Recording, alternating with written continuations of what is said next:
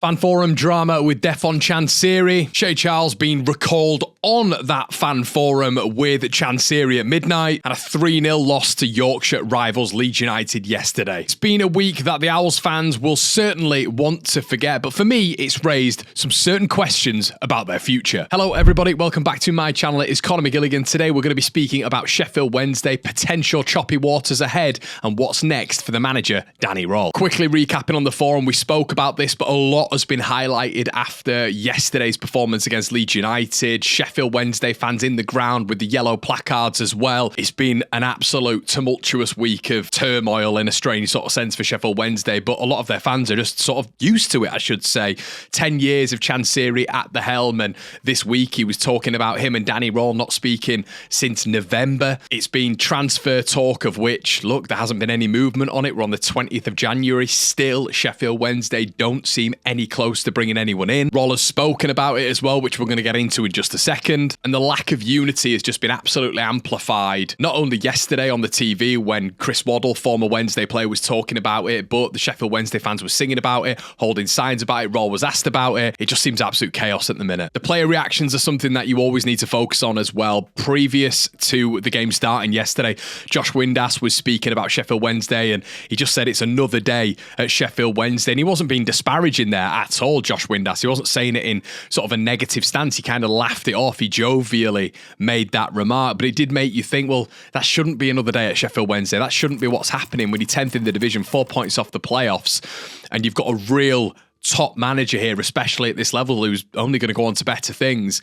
It feels like you're shooting yourself in the foot with whatever it is Chansiri's doing. You can't take one step forward and take 2 steps back every time. It's not progression as a football club, and it feels like Chansiri is constantly putting that onus on Sheffield Wednesday to move back. Sean Bernard as well, before the game, was speaking about the comments that Chansiri made affecting the players in the camp, and I'm just a little bit like, how on earth is he doing this? Because, you know, it's one thing the manager coming out and saying something about how it's affected the players, which we'll get onto, but it's another thing the players coming out and saying it as well. The fans then coming out and saying it, ex-players coming out and saying it before the game on national television, pleading to Chansiri. It just shows what a mess Sheffield Wednesday is in at this moment, and this weekend and this week in general just has not been the one from Dejphon Chansiri. Now let's get into the Shea Charles recall, everybody, which has spiked everybody's interest this week. Obviously Southampton were able to activate that recall clause before it expired, which basically means that he has 2 more games for Sheffield Wednesday, which included the Leeds United game, and it will include the Bristol City game as well, and then he goes back, which is a hammer blow. Even the other day against Leeds United, you can tell he's a cultured player, a really technically gifted player, someone who glides on the football pitch as well. It's interesting when it comes to Southampton as well, because with them coming down, you know, they're not doing well at this moment in time, I would be trying to integrate Shea Charles in that Southampton 11, 100%, even if it's him just playing the remainder of the games at championship level. You've got to integrate him in, and then he can be a mainstay in the championship, of which he's been for Sheffield Wednesday this season so far. Now, we all know the impact, Sheffield Wednesday fans especially know the impact, and unfortunately for Wednesday fans, Sheffield United fans and Chris Wilder definitely know the impact as well of Shea Charles. 24 appearances and just an absolute golden player at this level, a top player at this level. And once again, I think there's absolutely no coincidence that Barry Bannon is playing the best football of his career next to Shea Charles. So again, Bernard coming out this week and saying that Shea Charles is irreplaceable. Danny Röhl has also said that market value wise, this Wednesday side is naturally going to take a hit. It was almost a bit of a cry out, Chansiri, help me. Now, Danny Röhl's reaction has been quite interesting as well. He said he's one of the best young players he's worked with. It seemed quite heartfelt as well. Obviously, we know Danny Röhl is a young manager,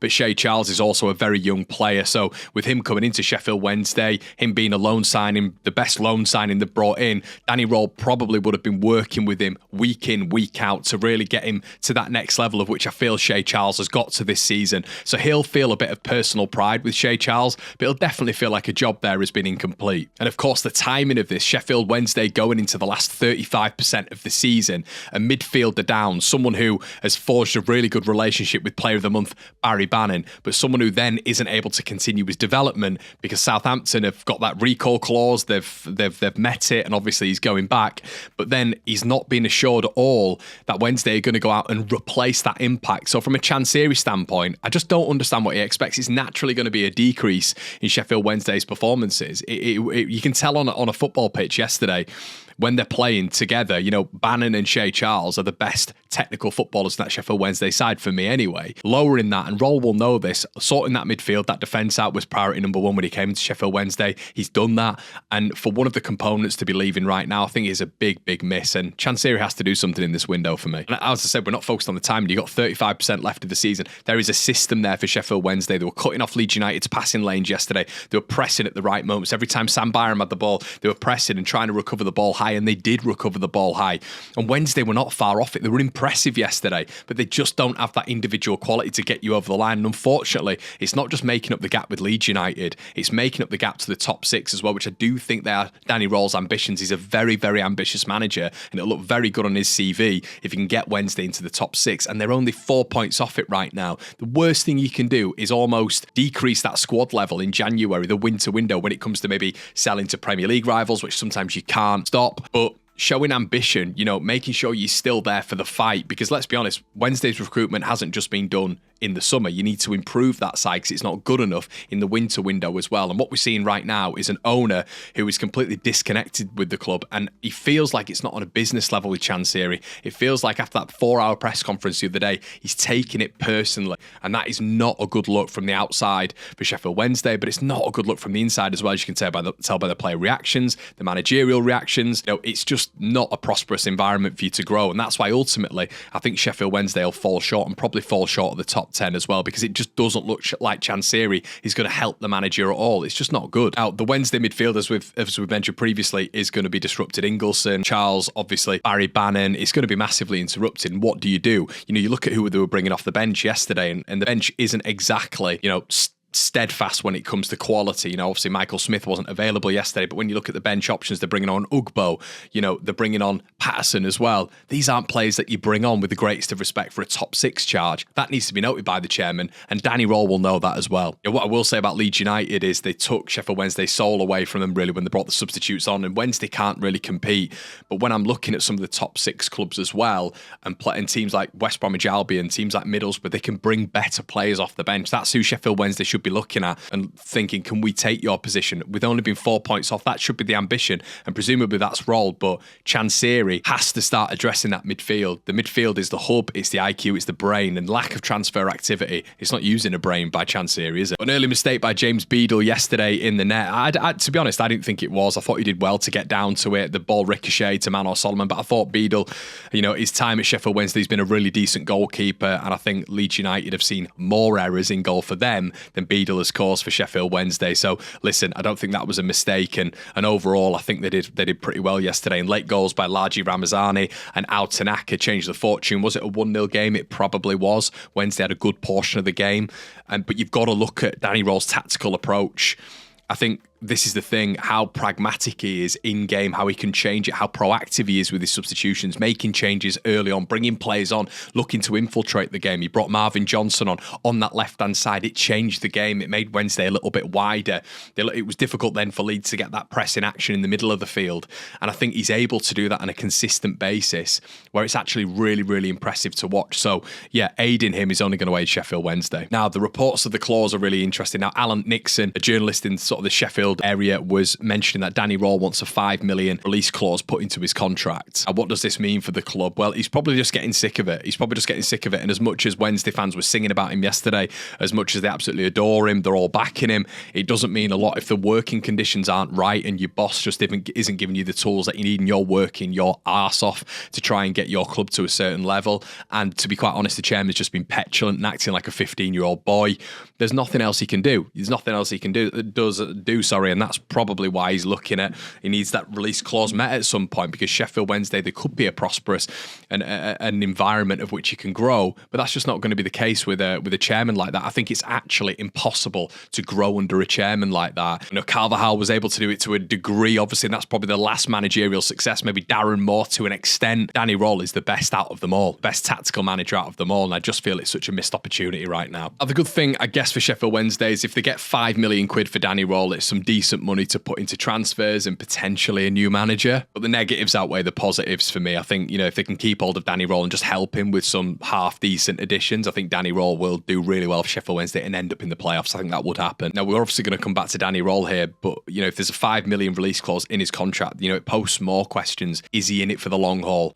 Is he sort of feeling a little bit disconnected from the club as of last week with what Chansiri's done? I can't believe how much he's kiboshed this. And we also listened to fan and legend comments yesterday when it came to Wednesday. Chris Waddle with a very, very firm back the manager or step aside. And obviously, when that's on terrestrial TV, Chansiri will be very, very aware of that. He's obviously a massive name at Sheffield Wednesday. Chris Waddle, a legend. I think he's saying, you go get Shea Charles, compete with Sheffield United. You built up a bond here.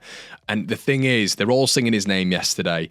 I think they'd have a real chance of getting Shea Charles again. And it'd be like a new signing for Wednesday because they've beaten off their opposition in Sheffield United, who are pushing at the top of the table. They've still got a quality player who can push them to promotion through those playoffs. And I genuinely think Charles will be up for that. He's bedded in at Sheffield Wednesday. And obviously, the promotion charge at Sheffield United is attractive. But you'd hope that the sentimental side of him would say, I favour Sheffield Wednesday. But it doesn't look like they're even trying to do that. It just almost feels like Bristol City, he goes back to Southampton and that's that. And it shouldn't be like that for a club of Sheffield Wednesday's size. And obviously we saw yesterday at Leeds United on terrestrial TV, Chansiri out and all this sort of stuff, and it started really peddling. The placards were up yesterday as well, and it was almost a show of unity within the fan base, but it's once again a disconnect from Chansiri, which it feels like he takes all of these things extremely personally. So it's probably not a good thing for Sheffield Wednesday. But what else do they do? Now, Danny Röhl has got some serious challenges, and let's just go through them. Strained communication with the ownership, key player departures, and a lack of signings in the January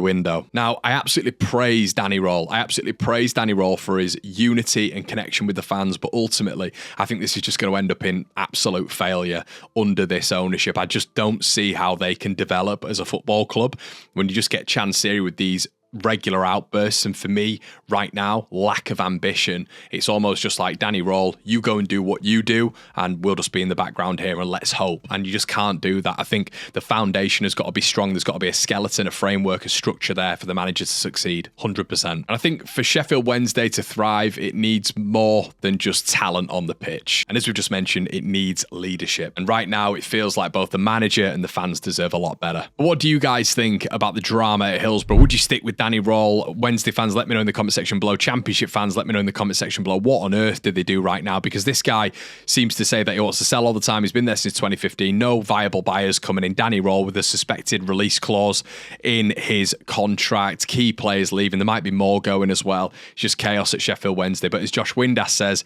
another day at Sheffield Wednesday. Guys, make sure you like, comment, and subscribe. Let me know what you think in the comment section below. I'll see you in a bit. Cheers.